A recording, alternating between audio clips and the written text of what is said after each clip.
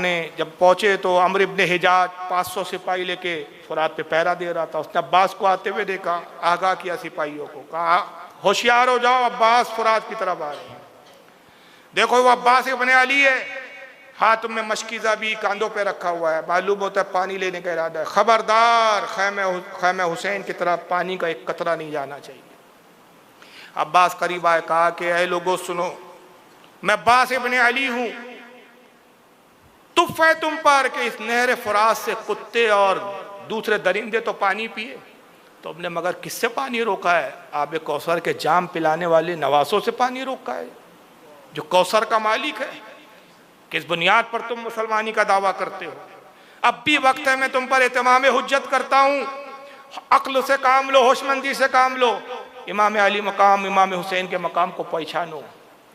तुम नबी के शहजादों से दुश्मनी लेकर खुदा की कसम नबी की शफाअत से भी महरूम रह जाओगे और आबे कौसर के जाम से भी महरूम हो जाओगे। याद रखो, अभी भी तौबा का दरवाज़ा खुला है। अभी खिताबी कर रहे थे, शबस इब्ने रबई करके एक बदबख्त आवाज़ देता, कहता अब्बास तकरीर बंद कर, खुद बात बहुत हो चुके। अगर पूरी रुए ज़मीन पानी भी बन जाए तब भी हम एक कतरा भी हुसैन और तुम लोगों की तरफ नहीं जाने देंगे। जब उस बदबख्त ने ताना दिया, शिमर हंसने लगा, आपको जलाल आया, कहा अच्छा मेरी बात का तुम पे असर नहीं होता, मालूम होता है कि तुम बगैर किताल के मुझे पानी ले जाने नहीं दोगे। चलो ठीक, यही मंजूर है। आपने घोड़े की जो रिकाब होती है उसमें पैर मजबूत से रखा और एड़ लगाई, दोनों हाथों में तलवार, और फौज आदा में घुसे। और जब घुसे और जो हमला शुरू किया आपने, हज़रत इब्राहिम बिन मोहम्मद अबू इसाक अस्फरानी रहमतुल्लाह अलैह नूरुल ऐन फी मशदिल हुसैन के अंदर फरमाते हैं, फौजों को चीरते हुए अब्बास निकले और नहर फुरात तक जब कत्ल करते हुए गए, जब उन्होंने अपने मुर्दे शुमार किए तो पहला ही हमला था अब्बास अलंबरदार का। 250 यजीदियों को जहन्नम में पहुंचाया और चीरते और काटते जो सामने आता अब्बास की तलवार का शिकार होता। गर्दन कट कट के गिर रही है, लाशों के ढेर लग गए और अब्बास नहर फुरात तक पहुंचने में कामयाब हुए। नहर फुरात में घोड़े को उतार दिया, घोड़े से ज़मीन पर तशरीफ़ लाते, पानी में तशरीफ़ लाते हैं, चिल्लों में पानी लिया, बस पीना चाहते थे कि हज़रत सकीना का चेहरा निगाहों के सामने आ गया।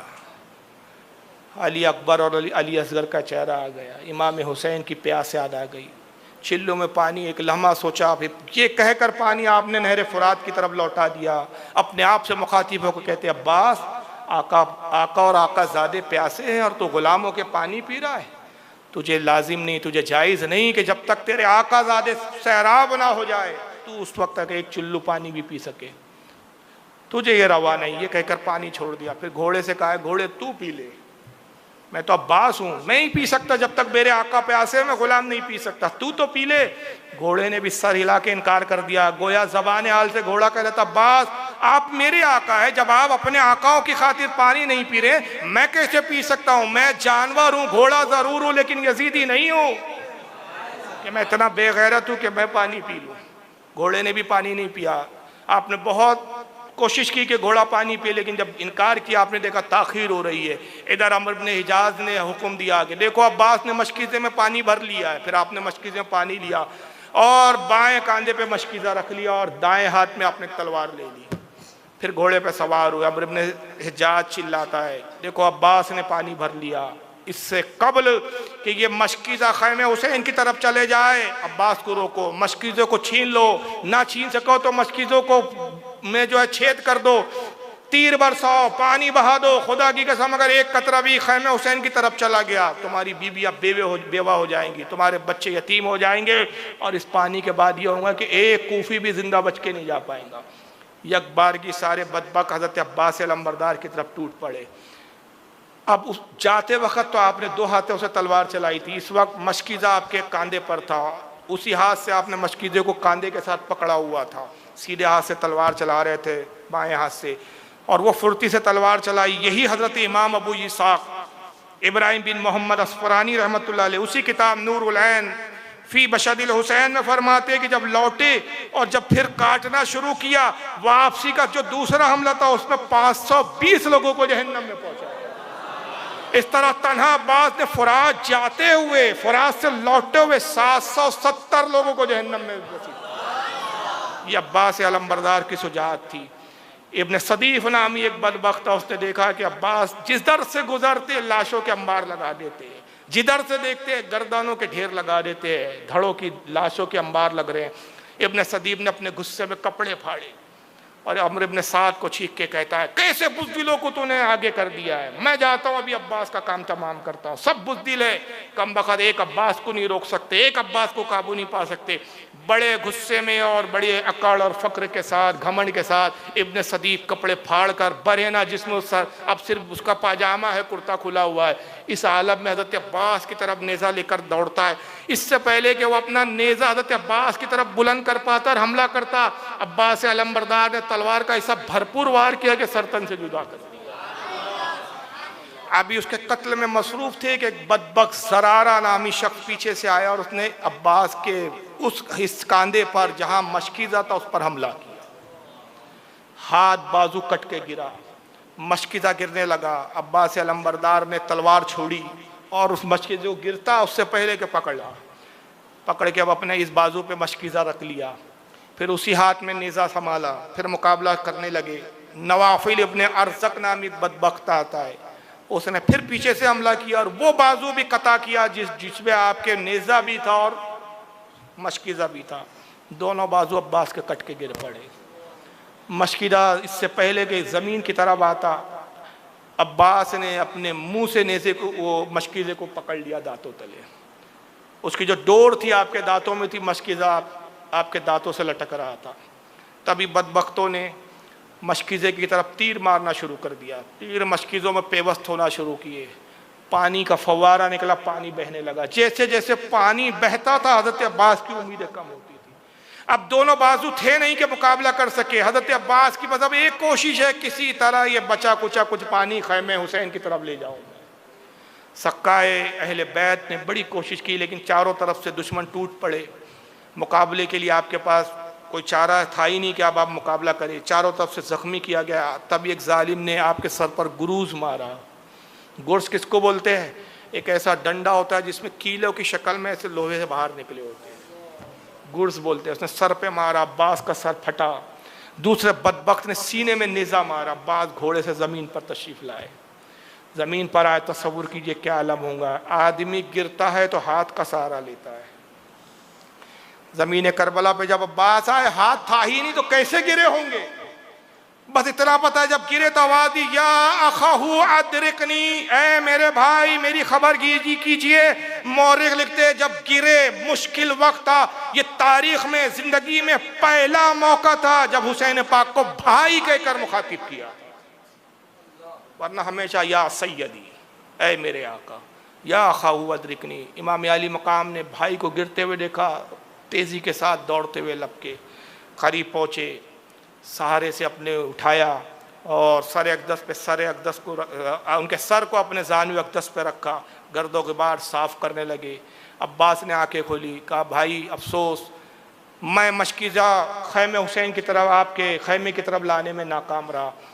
मेरी शहादत की खबर सकीना को ना देना, कहीं ऐसा ना हो कि वो जाने के चचा पानी लाने में कामयाब ना हो तो उम्मीद टूट जाएंगी। मुझे यहीं आप मेरे जिस्म अथर को छोड़ देना, अपने खैमे की तरफ ना ले जाना, सकीना पानी के इंतज़ार में होंगी। हज़रत इमाम अली मकाम रोने लगे। कहा अब्बास तुम मेरा आखिरी सहारा थे। कहा कि भाई आप ये कहिए कि आप मुझसे राज़ी है या नहीं। कहा हाँ मैं आपसे राज़ी हुआ। नाना आपका आब कौसर का जाम लिए इंतज़ार कर रहे हैं। अब्बास ने आंखें बंद की, रूह कफ़े अंसरी से परवास कर गई। इमाम ने आसमान की तरफ देखा और एक बड़े दर्द कर्ब के साथ एक जुमला इरशाद फरमाया, इन कसरा ज़हरी अलान। कहा कि अब मेरी कमर की रीढ़ की हड्डी टूट गई। अब तक जितने शहीद हुए थे किसी के मौके पर इमाम ने नहीं कहा था मेरी रीढ़ की हड्डी टूट गई। अब्बास की शहादत पे कहा मेरी रीढ़ की हड्डी टूट गई, अब मैं कमज़ोर हो गया। इस बड़े मुश्किल से फिर आप अपने जिस्म अतर को अब्बास के खैमे में लाते हैं। सामने देखते हैं आपका शहज़ादा अली अकबर खड़े हुए हैं।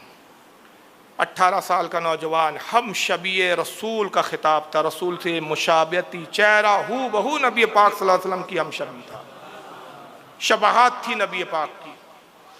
18 साल का नौजवान खड़ा, अब्बा हुजूर अब मुझे इजाज़त दीजिए। बेटा किस उम्मीद से इजाज़त दूँ, कैसे इजाज़त दूँ? तुम मेरी उम्मीदें हो, तुम मेरी आखिरी उम्मीदें हो। जो भी गया वापस नहीं आया, तुम जाओगे, शहादत मुकद्दर है। अब्बा हुजूर ये कैसे हो सकता है कि बेटा जिंदा रहे और बेटे की ज़िंदगी और बेटे की निगाहों के सामने बाप को कत्ल किया जाए? इससे पहले कि आप पर कोई आफत और उफ्ताद आए, अब्बा हुजूर मुझे इजाज़त दीजिए कि मैं भी जान आपके कदम मुबारक पे निसार कर दूँ। इमाम ने मना किया, अली अकबर जिद करते रहे। टालने के लिए आपने एक तदबीर इख्तियार की, कहा जाओ फूफी ज़ैनब से इजाज़त लो, तुम्हारी परवरिश फूफी ज़ैनब ने की है, वो माँ का दर्जा रखती है। जितना अली अकबर तुझ पर मेरा हक है, उतना ज़ैनब का भी हक है। जब तक हज़रत ज़ैनब मेरी बहन इजाज़त नहीं देंगी, उस वक्त तक तुझे इजाज़त नहीं। मेरी इजाज़त बहन ज़ैनब की इजाज़त पर मौकूफ़ है। ये तदबीर थी आपकी, और ये गुमान किया आपने, ये उम्मीद की कि हो सकता है हज़रत ज़ैनब इजाज़त ना दे, क्योंकि औन मोहम्मद शहीद हो चुके। हज़रत ज़ैनब ने ही हज़रत अली अकबर की परवरिश की थी, भतीजे की, बेटे की तरह पाला था। तो शायद इस ख्याल से कि अब मेरे अपने तो बेटे शहीद हो गए, ये बेटा जो है मेरा ज़िंदगी का सहारा रहेगा, शायद ज़ैनब इजाज़त न दे और अली अकबर बच जाए। ये दौड़ते हुए गए हज़रत ज़ैनब की खिदमत में, फूफी की खिदमत में जाते हैं, कदम नाज़वीन में बैठ गए। कहते फूफी जान, फूफी जान, फूफी अम्मा, मैंने आज तक जो भी आपसे मांगा है आपने दिया है। कहा हाँ बेटा। कहा अब भी अगर मैं एक चीज़ मांगूँ तो आप अता करेंगी? कहा अगर मेरे इख्तियार में होंगी बेटा तो मैं ज़रूर दूँ। आपके इख्तियार में है? कहा अच्छा अगर इख्तियार में है और वो शय मेरे पास है तो मैं दूंगी। फिर इसमें वादे की क्या बात है? क्या मैंने आज तक इनकार किया है तुम्हें? कहा फूफी जान आज जो है मैं ऐसी चीज़ मांग रहा हूँ जो आज तक आपसे मांगी नहीं है, वादा कीजिए कि आप इनकार नहीं करेंगी। कहा बेटा मैं वादा करती हूँ। मांगो, क्या मांगते हो? कहा मैं अपने बाबा इमाम अली मकाम बाबा हुसैन पर अपनी जान कुर्बान करने की इजाज़त तलब करने आया। फूफी रो पड़ी, बेटा तुमने कैसा वादा ले लिया मुझसे? काश मैं अपने भाई की औलादों में तुम्हें बचा पाती, अब चूंकि अब वादा कर चुकी और वक्त ये है कि भाई हुसैन पर जान के नजराने पेश करना है, आज इस्लाम की बका के लिए कुर्बानी ज़रूरी है, आओ मैं अपने भाई से तुम्हारे लिए इजाज़त लेती हूँ। हज़रत सैयदा ज़ैनब हाथ पकड़ के लाती है, भाई मैंने इजाज़त दे दी, आप भी इजाज़त दीजिए। हज़रत मौला हुसैन कहते हैं काश बहन आपने इजाज़त ना दी होती, मेरे पास एक बहाना होता। अब कोई चारा कार नहीं कि जब आप इजाज़त देती है तो फिर अब मेरी इजाज़त का सवाल ही नहीं पैदा, बेटा हो अली जाओ। फिर आपने अपने दस्ते मुबारक से सरे अक़दस पर इमामा बांधा, तलवार हिमायल की, और उसके बाद घोड़े पे सवार किया और करबला की तरफ आपको रवाना करते हैं। हज़रत अली अकबर रज़ी अल्लाह तआला अन्हु मैदान करबला में आए, यजीदियों की तरफ देखा। यजीदी कहते कि जब अली अकबर हमारे दरमियान में आए ऐसा मालूम हो रहा था जैसे नबी पाक सल्लल्लाहु अलैहि वसल्लम तशरीफ़ ला रहे। हम शबीह रसूल थे और जब चेहरे अक़दस पे निगाह पड़ी, हसीन और जमील हुस्न से भरा चेहरा देखा। यजीदियों में वो लोग भी थे जिन्होंने रसूल को देखा था अपने ज़माने में। जब उन्होंने अली अकबर का चेहरा देखा रोने लगे। शिमरा ने कहा अरे रोते क्यों हो, ये सिर्फ शुबहात में रसूल है, ये आखिर कोई रसूल से इनका कोई नाता और रिश्ता नहीं है, मुकाबला करो, ये बागी लोग हैं। इन्होंने अमीरुल मोमिनीन यजीद के खिलाफ बगावत की और बगावत का अंजाम, बगावत का हुक्म कत्ल का होता है। आपने कहा मरदूद खामोश हो। फिर उसके बाद एक शेर पढ़ा आपने, शेर ये था अना अली इब्न हुसैन इब्न अली, ऐ लोगों जान लो मैं कौन हूँ, मैं अली इब्न हुसैन इब्न अली हूँ। नहनु अहलुल बैत औला बिन नबी, हम खुदा की कसम इस वक्त रुए ज़मीन पर नबी करीम सल्लल्लाहु अलैहि वसल्लम से सबसे ज़्यादा कुराबतदार वाले हैं, सबसे ज़्यादा करीब हम हैं। और उसके बाद ये शेर पढ़ने के बाद फरमाया हल बिन मुबारिस, कौन है जो मेरे मुकाबले में आए, भेजो किसी को। कोई मध्य मुकाबिल नहीं आया। फिर आपने दोबारा पुकारा, 6 बार पुकारा, 3 बार पुकारा, 4 बार पुकारा, मुसलसल आप सदा लगाते रहे हल बिन मुबारिस, कौन है जो मेरे मुकाबले में आए। शिमरा ने कहा अमर हुक्म दो किसी को। कहा कोई जाने को तैयार नहीं है, हर किसी की तरफ इशारा करता हूँ सर झुका लेता है। देख रही है सामने मध्य मुकाबिल कौन है, 19 साल का नौखेज शहजादा है, इसकी उम्र ना देखो, अली का पोता है, बाजू में हैदर करार की कुव्वत रखता है, सब जानते हैं किसी की जरूरत नहीं है। कहा फिर कैसे चलेगा?